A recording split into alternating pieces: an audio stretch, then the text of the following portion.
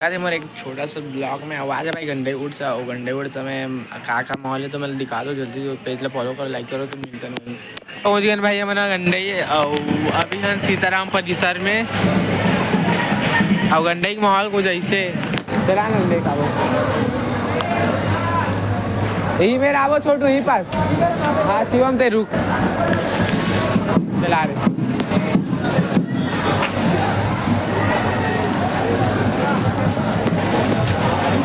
झगड़ा उतरी से कौन है डी मार के बाहर जा रहे थे गुंडा गुंडा मारे में लाद में कुछ कुछ के भागी लकर ऐसे कुछ है भाई गंडे का माहौल समेत सड़कता फड़कता शहर वाला